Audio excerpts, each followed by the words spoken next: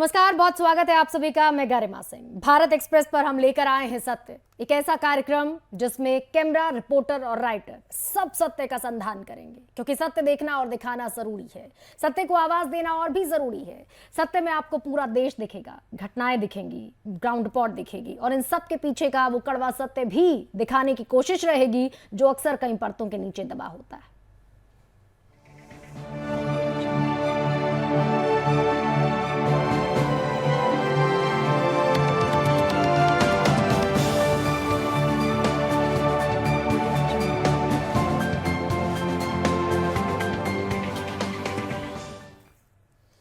तो शुरुआत कर रहे हैं और सबसे पहले सत्य सियासत का आपके सामने रखने जा रहे हैं, क्योंकि बजट सत्र का दूसरा चरण था, दूसरे चरण का पहला दिन था और ये सब कुछ राहुल गांधी के बयानों की भेंट चढ़ गया। उम्मीद थी कि कोई सकारात्मक चर्चा होगी, कुछ महत्वपूर्ण डिस्कशंस होंगे, लेकिन राहुल गांधी ने लंदन में जो कहा, लंदन में दिए गए उनके बयानों की तपिश पूरी संसद ने महसूस की। पूरा सत्ता पक्ष इस बात पर अड़िग था कि राहुल गांधी विदेश में देश के अपमान पर बगैर शर्त माफी मांगे।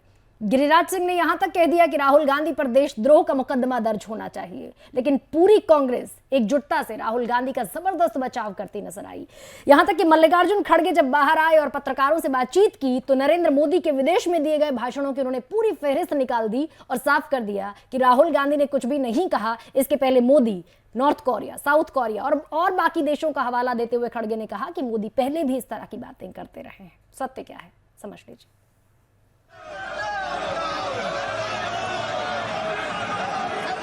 One organization called the RSS, fundamentalist fascist organization. Congress Modi की कब्र खोदने में व्यस्त है और मोदी गरीब का जीवन आसान बनाने में व्यस्त है। देश की संसद में आज जमकर हंगामा हुआ और पूरे देश ने देखा सियासी तापमान चरम पर नजर आया। तंत्र के प्रति लोगों की गहरी आस्था है। सरकार का संसद की कार्यवाही बार बार बाधित हुई। सत्ता पक्ष और विपक्ष दोनों आर पार के अंदाज में थे। राहुल गांधी अभी ब्रिटेन में ही हैं, लेकिन पिछले कई दिनों में दिए गए उनके तमाम बयानों के चलते आज संसद में जबरदस्त घमासान मचा। प्रधानमंत्री मोदी से लेकर रक्षा मंत्री राजनाथ सिंह और केंद्रीय मंत्री पीयूष गोयल तक सबने राहुल गांधी को जमकर घेरा। अध्यक्ष महोदय, मैं आपसे यह मांग करता हूं कि पूरे सदन के द्वारा उनके इस व्यवहार को खंडन किया जाना चाहिए और उनको ये आपके द्वारा निर्देश दिया जाना चाहिए कि संसद के फोरम पर आकर वह क्षमा याचना करें। अध्यक्ष महोदय, एक विपक्ष के वरिष्ठ नेता ने भारत के लोकतंत्र के ऊपर प्रहार किया। भारत में जिस प्रकार से एक विदेशी देश में जाके जिस प्रकार से उन्होंने भारत की सेना का अपमान किया, भारत के सदन का अपमान किया, पूरे देश और हर भारतवासी का उन्होंने माफी मांगनी चाहिए। उन्होंने यहाँ के सेना की माफी मांगनी चाहिए, सदन में आके प्रेस की, जुडिशरी की, भारत में जो लोकतंत्र चल रहा है उस पर उनके प्रहार की माफी मांगनी चाहिए। हालांकि कांग्रेस ने संसद के भीतर और बाहर राहुल गांधी का पूरी ताकत के साथ बचाव किया। कांग्रेस अध्यक्ष मल्लिकार्जुन खड़गे ने प्रधानमंत्री मोदी के विदेश में दिए गए बयानों की पूरी फहरिस्त पढ़ डाली और बोले राहुल गांधी ने कुछ भी गलत नहीं कहा। एलिगेशन लगाना और उनके भाषण को अपने ढंग से पेश करना, एक काम सदन का नेता गोयल जी ने किया और ऐसी अभद्र भाषा उन्होंने इस्तेमाल किया कि शर्म आना चाहिए, वो आना चाहिए। अरे जो चीजें राज्यसभा में आप बोल नहीं सकते, अगर आपको बोलना है तो नोटिस देकर लोकसभा में बोल सकते थे। लोकसभा के अध्यक्ष जी को इस पर एक कार्रवाई करनी चाहिए कि जो व्यक्ति भारत को अपमानित करने का, गाली का काम किया, इन पर तो देशद्रोह का मुकदमा चलना चाहिए। सदन एक महीने की लंबी छुट्टी के बाद शुरू हुआ था। उम्मीद थी कि सकारात्मक तरीके से चर्चा आगे बढ़ेगी, लेकिन पहला ही दिन लंदन में राहुल के दिए गए बयानों पर हंगामे की भेंट चढ़ गया। सत्ता पक्ष चाहता है कि राहुल गांधी सदन के सामने माफी मांगे और दूसरी तरफ विपक्ष भी इस मुद्दे पर बैकफुट पर जाने को तैयार नहीं है। Bureau report, Bharat express.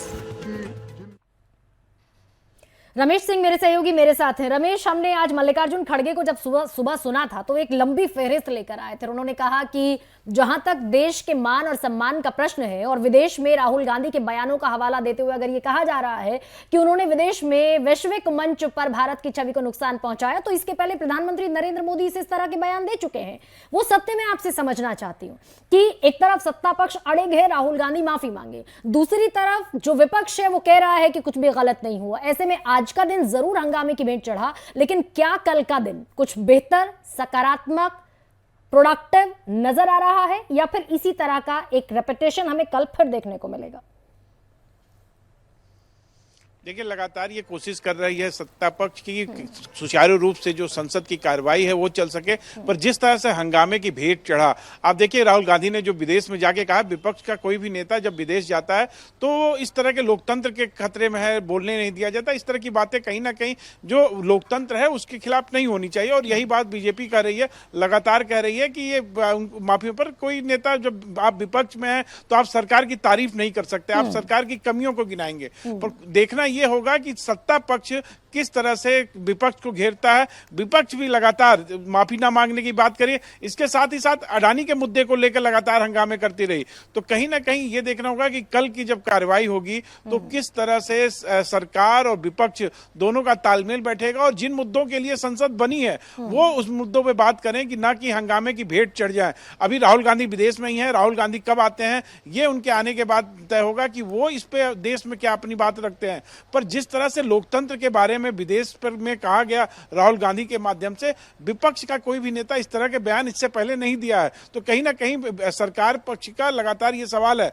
पर आप देखिए गिरिराज सिंह कहते हैं देशद्रोह का मुकदमा करना चाहिए, तो इस तरह के बयान भी कहीं ना कहीं भारतीय जनता पार्टी की तरफ से आए हैं। बहुत संक्षेप में रमेश, अगर मैं ये समझूं, बहुत संक्षेप में सत्य समझना चाहती हूं, ठीक है। पीयूष गोयल ने जो कहा वो एक तरफ है, राजनाथ सिंह को हमने सुना आज संसद में, इसके अलावा प्रधानमंत्री नरेंद्र मोदी ने भी इस पर अपनी बात रखी। लेकिन हम गिरिराज सिंह के बयान का सत्य अगर समझना चाहें, देशद्रोह का मुकदमा, ये इसको सियासी बयान माना जाए या इसके पीछे कोई आधार, कोई सत्य, कोई वजूद दिखता है क्या?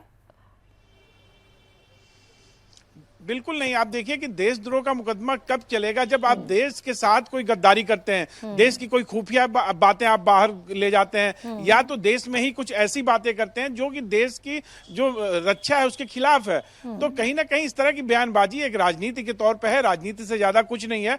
और ये मौका गिरिराज सिंह इस मामले में जाने जाते हैं, गिरिराज सिंह का नाम इसीलिए रहता है कि वो इस तरह के बयान दे जिससे कि वो मीडिया में चर्चा का केंद्र बने। और लगातार उनके ऊपर अंकुश भी लगाया भारतीय जनता पार्टी में। अगर आप पिछले शासनकाल को देखें आप 14 के, तो उसमें जो गिरिराज सिंह का जो स्वरूप था, इस समय गिरिराज सिंह को बहुत शांत किया लेकिन गया। कांग्रेस को दरअसल रमेश, कांग्रेस को इसलिए खुश होना चाहिए कि पिछले कई सालों का अगर रिकॉर्ड देखें तो भारत जोड़ो यात्रा के बाद राहुल गांधी विमर्श का केंद्र बनने लगे हैं। और राहुल गांधी के जो बयान है उन पर अगर संसद बाधित हो रही है तो माना जा सकता है कि राहुल गांधी के बयानों को संजीदगी से अब देश की सियासत ले रही है। खैर, बहुत बहुत धन्यवाद रमेश आपका इस पूरी बातचीत के लिए। लेकिन आज काल्पनिक कहानियों के दो पात्र हमारी नजरों के सामने से घूमे, और वो कब घूमे, जब सियासत में इस बात का जिक्र आया।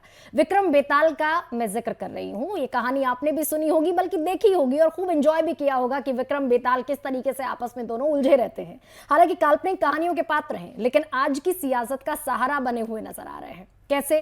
क्योंकि विपक्ष ये चाहता है कि अडानी के मुद्दे पर जेपीसी यानी ज्वाइंट पार्लियामेंट्री कमेटी का गठन हो, और सत्ता पक्ष की इस पर अपनी दलील है। लंबे समय से मामला अटक रहा है। अडानी को लेकर जेपीसी पर जो गतिरोध बना हुआ है, वही गतिरोध कांग्रेस को संसद से सड़क तक खींच लाया है। पूरे देश में जबरदस्त प्रदर्शन हुए हैं, बयानों की बौछार हुई है। मल्लिकार्जुन खड़गे ने सरकार को चेतावनी देते हुए कह दिया है कि विक्रम बेताल की तरह पीछा तो सरकार का नहीं छोड़ा जाएगा।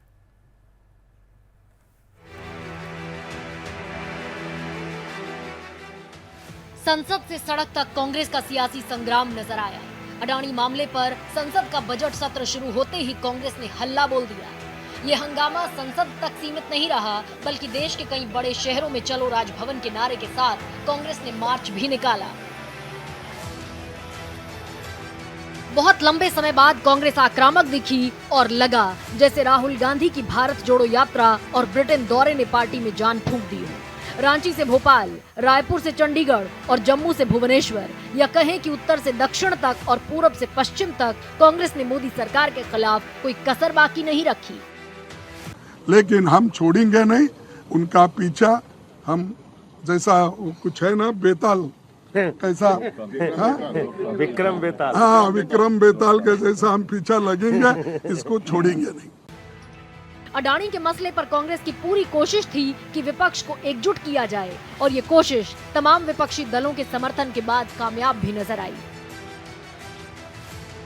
आज देश में प्रजातंत्र खत्म हो रहा है, संविधान के तौर तरीके खत्म हो रहे हैं और बिल्कुल एनफोर्समेंट डायरेक्टरेट पे हम आरोप लगाएंगे, क्योंकि आज एनफोर्समेंट डायरेक्टरेट कुछ नहीं है, भारतीय जनता पार्टी की गोद में बैठकर भारतीय जनता पार्टी का एजेंडा चला रही है। देखिए, नेता प्रतिपक्ष माननीय खड़गे जी को बोलने नहीं दिया गया ठीक से, 1.5 मिनट 2 मिनट के अंदर उनको बैठा दिया गया, जबकि माननीय पीयूष गोयल जी ने काफी लंबा बोला और उन्हें 2 बार बोलने का मौका दिया जा रहा था, जिसका विरोध किया गया और ऐसे विषय पर उन्होंने बोला जो कि लोकसभा में बोलना चाहिए था, राज्यसभा में नहीं। हालांकि सत्ता पक्ष इसे महज पॉलिटिकल ड्रामा करार दे रहा है। मध्य प्रदेश के मुख्यमंत्री शिवराज सिंह चौहान ने कांग्रेस को खिसियानी बिल्ली बताया। खिसियानी बिल्ली खंबा नोचे, रहना विधानसभा में चाहिए, लेकिन किसी ना किसी बहाने केवल हंगामा खड़ा करना अब कांग्रेस का मकसद रह गया है। पिछले 9 सालों में केंद्र सरकार को घेरने और मजबूती से डटे रहने की कांग्रेस की पहली कोशिश नजर आ रही है। बजट सत्र के दूसरे चरण में भी कांग्रेस जेपीसी के मुद्दे पर पीछे हटने को तैयार नहीं। जाहिर है 2024 की तैयारी न सिर्फ सत्ता पक्ष बल्कि विपक्ष भी अपने अंदाज में कर रहा है। Bureau report, Bharat express.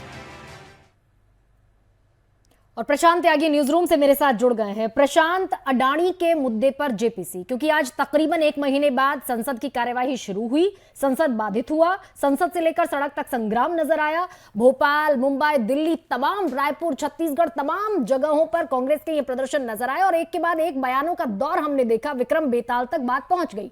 लेकिन ये बताएं कि जेपीसी के मसले पर जो गतिरोध, जो डेडलॉक बना हुआ है, क्या वो टूटता हुआ नजर आ रहा है, या फिर जिस तरीके से हम यूपीए 1, यूपीए 2 में देखते थे कि लगभग 17 दिन तक, फिर 20 दिन तक, फिर 22 दिन तक लगातार संसद बाधित रहती थी, वही तस्वीर हमें दिखाई देगी? जी देखिए गरिमा, पिछले महीने जब बजट सत्र की शुरुआत हुई थी तो उसमें भी पूरी तरह से हंगामे की भेंट पूरा सत्र चढ़ा था। लगातार विपक्ष और कांग्रेस पार्टी जेपीसी की मांग कर रही थी अडानी समूह के मामले को लेकर, जो हिंडनबर्ग की रिपोर्ट आई थी। उसमें देखा गया कि सदन चलता था, कुछ देर चला, फिर स्थगित हो गया, थोड़ी देर चला, फिर स्थगित हो गया हंगामे के बाद। लेकिन अब आज भी अगर देखा जाए, दूसरा चरण की आज शुरुआत हुई, सुबह 10:30 बजे एक विपक्षी दलों की बैठक होती है। उसमें करीबन 15 से 16 जो विपक्षी दल हैं वो इकट्ठा होते हैं और रणनीति बनाते हैं कि कैसे जेपीसी के मामले में या फिर कहीं के अडानी समूह के मामले पर सरकार को घेरा जाए, और वही हुआ। लेकिन इसमें कांग्रेस पार्टी के ऊपर बीजेपी भी हमलावर रही कि जो कैम्ब्रिज यूनिवर्सिटी में जो राहुल गांधी का लेक्चर हुआ है उस चीज को लेकर, तो दोनों में आरोप और प्रत्यारोप चलते रहे। लेकिन उसके बाद फिर जो राज्यसभा में विपक्षी सांसद हैं वो पार्लियामेंट से निकल के मार्च करते हैं और विजय चौक आते हैं मीडिया से बात करने के लिए, जिसमें तमाम 15-16 जो दल हैं उनके जो सांसद हैं वो मौजूद थे।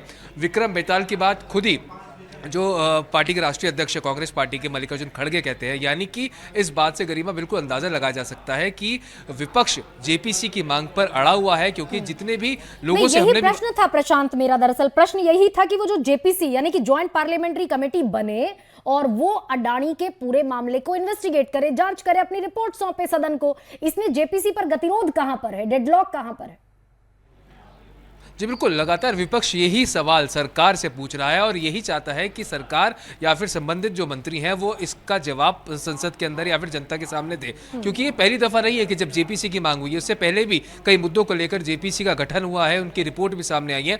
तो विपक्ष का और जो कांग्रेस का मुद्दा है कि आखिरकार ऐसा क्या है छुपाने के लिए जो ज्वाइंट पार्लियामेंट्री कमेटी का गठन नहीं किया जा रहा, या फिर कोई भी सरकार की तरफ से एक कोई भी प्रतिनिधि इस पूरे मुद्दे पर अपना बयान सरकार की तरफ से संसद के अंदर क्यों नहीं दर्ज करवाता कि आखिरकार पूरे मामले में क्या है और दूध का दूध और पानी का पानी करे। तो इसी मुद्दे को लेकर लगातार जेपीसी की मांग हो रही है, लेकिन अभी ये तक भी जो देखना होगा प्रशांत की सदन की संसद की एक दिन की कार्यवाही पर करोड़ों रुपए खर्च होते हैं और जनता ये उम्मीद करती है कि कुछ प्रोडक्टिव सेशन रहेगा, लेकिन इस तरह की सियासत की भेंट अगर सदन के सत्र चढ़ते रहेंगे तो निश्चित तौर पर ये कहीं ना कहीं देश के लोकतंत्र के लिए भी ठीक नहीं है। जेपीसी पर डेडलॉक बना हुआ है, कब टूटेगा कोई नहीं जानता। खैर, बहुत बहुत धन्यवाद प्रशांत आपका इस बातचीत के लिए।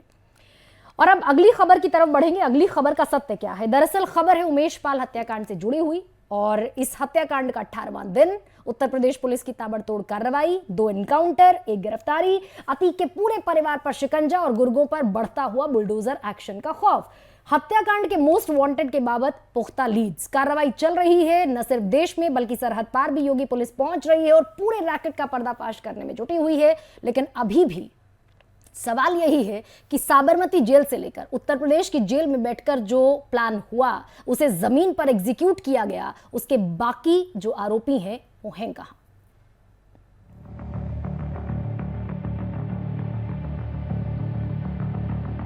सरकार की जीरो टॉलरेंस की नीति है और उन माफियाओं के खिलाफ मिट्टी में मिलाने का काम उनको हमारी सरकार करेगी। ऑपरेशन अतीक योगी सरकार के लिए सबसे बड़ा मिशन बन गया है।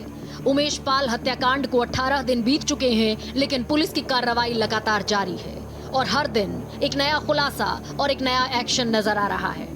अभी तक पूरे मामले में 2 एनकाउंटर और 1 गिरफ्तारी हुई है, लेकिन बाकियों की धरपकड़ का ऑपरेशन जारी है। बीएसपी विधायक राजू पाल हत्याकांड के महत्वपूर्ण गवाह उमेश पाल का दिन दहाड़े प्रयागराज में मर्डर कर दिया गया और इस केस में अतीक अहमद के परिवार से लेकर कई गुर्गे योगी पुलिस के रडार पर हैं। महत्वपूर्ण जानकारी ये है कि अतीक का बेटा असद अहमद, जिस पर 2.5 लाख रुपए का इनाम है, इस केस का मोस्ट वांटेड है। उसके नेपाल या भूटान में छिपे होने की आशंका है। इसकी धरपकड़ के लिए योगी की पुलिस दिन रात दबिश दे रही है। इसके अलावा अतीक के बाकी गुर्गों की तलाश के लिए देश के 8 राज्यों के भी चप्पे चप्पे पर पुलिस की निगाह है। पुलिस की एक बड़ी कामयाबी ये रही कि अतीक का शार्प शूटर बल्ली पंडित पुलिस के हत्थे चढ़ गया। ये वही बल्ली है जो मर्डर से 5 दिन पहले अतीक की पत्नी शाइस्ता परवीन से मिला था। अतीक की पत्नी शाइस्ता का किरदार भी कम रहस्यमय नहीं है। पहले उसे अतीक की जान का खतरा सता रहा था, योगी सरकार से गुहार लगा रही थी, लेकिन अब वो खुद इस केस की मोस्ट वांटेड किरदार है। शाइस्ता परवीन पर आरोप, हत्या की साजिश रचने का आरोप, आरोपियों को बचाने की कोशिश, उमेश के शूटर से मुलाकात की, शूटर साबिर और बल्ली से मिली, हत्या से 5 दिन पहले मुलाकात, हत्या में शामिल था साबिर, अतीक गैंग को लीड किया, माहौल खराब करने की कोशिश। देखिए, अतीक अहमद के गिरोह ने जिस तरह से इस घटना को अंजाम दिया, उसी तरह से कार्रवाई उनके ऊपर लगातार जारी है। उनके गिरोह के लोगों की सूची तैयार की जा रही है, लगातार उन पर शिकंजा कसा जा रहा है। जो लोग इन्हें पनाह देते थे, आर्थिक सहयोग देते थे या किसी तरह का संरक्षण देते थे, उनके घर मकान गिराए जा रहे हैं। उमेश पाल हत्याकांड में मोस्ट वांटेड कौन कौन है, बताते हैं आपको। शाइस्ता परवीन, अतीक की बीवी, 25,000 का इनाम। असद अहमद, अतीक का बेटा, 2.5 लाख का इनाम। साबिर, फायरिंग में शामिल, 2.5 लाख का इनाम। मोहम्मद गुलाम, अतीक का शूटर, 2.5 लाख रुपए इनाम। गुड्डू मुस्लिम बमबाज, 2.5 लाख का इनाम। अरमान, अतीक का शूटर, 2.5 लाख का इनाम। सभी चीज़ें विवेचना चल रही हैं और अपराधी बहुत जल्द पकड़े जाएंगे और कोर्ट के सामने प्रोड्यूस किए जाएंगे। जाहिर है कि ये लॉ एंड ऑर्डर पर एक बड़ा सवालिया निशान है, लेकिन सदन में मुख्यमंत्री योगी आदित्यनाथ का माफियाओं और गैंगस्टर्स को लेकर जो प्रण नजर आया, पिछले 18 दिन में वो जमीन पर हकीकत बनता भी दिख रहा है। Bureau report, Bharat express. तो सत्य क्या है, विक्रम सिंह मेरे सहयोगी मुझ तक पहुंचाएंगे, आप तक भी पहुंचाएंगे। विक्रम, हालांकि हमने सदन में योगी आदित्यनाथ को, उत्तर प्रदेश के मुख्यमंत्री को जो कहते हुए सुना, वो असल धरातल पर नजर तो आ रहा है, लेकिन अगर ये माना जाए कि 13 एक्यूज्ड थे, 13 आरोपी थे इस पूरे मामले में, जिनमें से 2 का इनकाउंटर हुआ, 1 गिरफ्तार हुआ, इसके अलावा सब जितने भी लोग हैं वो मोस्ट वांटेड की कैटेगरी में जरूर हैं। दबिश दी जा रही है, लगातार कार्रवाई चल रही है, लेकिन अभी भी आरोपी पुलिस की गिरफ्त से बाहर है। जी देखिए, बिल्कुल साफ तौर पर कहीं ना कहीं जिस तरीके से अभी तक की जो आरोपी हैं वो जो पुलिस की पकड़ से बाहर हैं, ये एक सवालिया निशान जरूर खड़े करते हैं। मगर बड़ी बात यह है कि जिस तरीके से जो टीम गठित की गई थी वो लगातार दबिश देने का काम कर रही है। जिस तरीके से जितने नाम भी इसमें सामने आए थे उनके ऊपर चाहे इनाम बढ़ाए जाने की बात हो, चाहे नेपाल से लेकर गुजरात तक की लगातार दबिश दिए जाने को बात हो, चाहे साबरमती के आसपास जब अतीक जेल में है तो उनसे कांटेक्ट करने वाले जितने लोग हैं या अतीक की जेल के आसपास जिन लोगों ने रहकर अतीक की मदद की उन लोगों को ट्रेस किए जाने की बात हो, लगातार पुलिस काम कर रही है और एसटीएफ भी लगातार इसमें काम कर रही है। बड़ी एक खबर निकलकर अभी ये भी सामने आई है कि एक कोई व्हाट्सएप ग्रुप मिला है। हालांकि आधिकारिक पुष्टि अभी इस चीज की नहीं हुई है, लेकिन एसटीएफ ने एक व्हाट्सएप ग्रुप टेस्ट किया है जिसमें कि पूरी जो राजनीति बनाई, जो पूरी रणनीति बनाई गई थी कहा जाए उमेश पाल के हत्याकांड के लिए, वो उस ग्रुप को ट्रेस किया गया है जिनमें जितने शूटर्स थे वो सभी उसमें ऐड थे और उसको उसी के आधार पर आगे ट्रेस करने की प्रक्रिया आगे चल रही है। और अभी हाल फिलहाल की अपडेट की अगर बात की जाए सबसे बड़ी कि एक और जो माफिया अतीक अहमद का जो शूटर है अब्दुल कवि जो कि कौसाम्बी का है, उसको भी पुलिस ने ट्रेस किया है, उसको भी लगातार पकड़े जाने की कोशिश चल रही है और उसके लिए पूरे कौसाम्बी में पोस्टर्स लगा दिए गए और 50,000 इनामी कर दिया गया। अभी तक कि उसे 25,000 का इनामी घोषित किया गया था, अब उसे 50,000 का इनामी घोषित कर दिया गया। वहीं पर जो अतीक के भाई अशरफ हैं उनसे जितने लोग बरेली जेल में जाकर मुलाकात कर रहे थे उनको भी लगातार ट्रेस करने का काम पुलिस कर रही है। तो अपने स्तर से कहा जाए अगर जो मुख्यमंत्री योगी आदित्यनाथ ने कहा था कि जितने भी माफिया हैं, इस तरीके के जितने भी माफिया उनको जड़ से खत्म करने का काम किया जाएगा। बिल्कुल विक्रम, और सबसे बड़ी बात यह है कि साबरमती जेल से लेकर बरेली जेल तक इस पूरे जो एपिसोड है इसकी प्लॉटिंग की गई, इसको प्लान किया गया और इसको एग्जीक्यूट भी कर दिया गया। लेकिन सवाल सबसे बड़ा यही है कि बहुत सारे आरोपी अभी भी पुलिस की गिरफ्त से बाहर हैं और सबसे बड़ी बात यह कि अतीक अहमद की पत्नी शाइस्ता परवीन जो पहले अपने पति की जान के लिए गुहार लगा रही थी वो खुद अब मोस्ट वांटेड की फहरिस्त में है और बहुत सारे मोस्ट वांटेड ऐसे हैं जिन पर 2.5 लाख रुपए तक का इनाम भी है। फिलहाल पुलिस का ये ताबड़तोड़ एक्शन जो है वो फिलहाल जमीन पर नजर आ रहा है, लेकिन रिजल्ट का इंतजार आपको भी, हमें भी, तमाम दर्शकों को भी। खैर, बहुत बहुत धन्यवाद आपका इस पूरी बातचीत के लिए, पूरी जानकारी के लिए। तो फिलहाल तमाम खबरों का सत्य आपके सामने रखने की कोशिश की है, कल फिर कुछ और खबरों का सत्य आपके सामने रखेंगे। तब तक के लिए इजाजत दीजिए, नमस्कार।